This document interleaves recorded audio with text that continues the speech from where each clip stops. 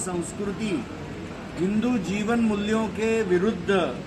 जिस तरह के विषय, जैसे विवाह बाह्य संबंधों के विषय हैं, समलैंगिक विवाहों के विषय है, कि जो भारत की हिंदू परंपराएं हैं, अत्यंत प्राचीन विवाह जैसे अत्यंत पवित्र संस्कार है, इनको ध्वस्त करने के लिए इस तरह के विषय आ रहे हैं, ऐसा एक मत बनते जा रहा है। केवल व्यक्तिगत सुख भोग के लिए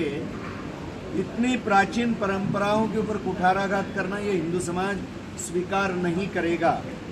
और इसलिए सुप्रीम कोर्ट ने भी बहुत संभल कर इस विषय के बारे में सोचना चाहिए। और जैसे कि विधानसभाएं, लोकसभाएं, इन्होंने कानून बनाने का कार्य करना चाहिए और इसीलिए समाज में इन परंपराओं में विश्वास रखने वाले जो सारे वर्ग है, उनका भी मत लेकर इसके बारे में निर्णय होना चाहिए। केवल कुछ लोगों को अपनी विकृत वासनाएं पूर्ण करनी है, इसके लिए कोई कोर्ट में पहुंच जाता है,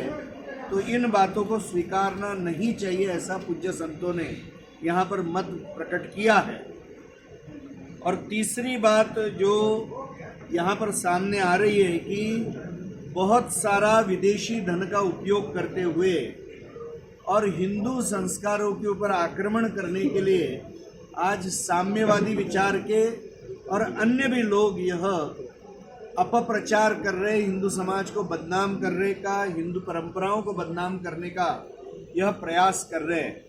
तो इस बैठक में पूज्य संतों ने यह बीड़ा उठाया है कि पूज्य संत पूर्ण देश भर के लाखों लाखों गांवों में स्वयं अभी प्रवास करते हुए समाज का प्रबोधन इसमें करेंगे, क्योंकि अनेक जगह पर अभी ईसाई मिशनरी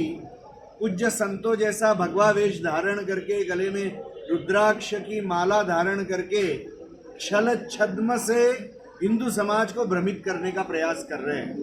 तो ये जो षड्यंत्र चल रहे हैं बुद्धिभेद करने के, तो इसका मुकाबला हिंदू समाज निश्चित करेगा। और हिंदू समाज को प्रबोधन करने के लिए पूज्य संत भी इसके लिए प्रवास करेंगे, ये संकल्प अभी पूज्य संतों ने इस बैठक में किया है। मुझे लगता है हिंदू समाज के लिए बहुत शुभ संकेत है कि हमारे पूज्य संत समाज के प्रबोधन के लिए गांव-गांव में घूमेंगे, ग्रामीण विस्तारों में,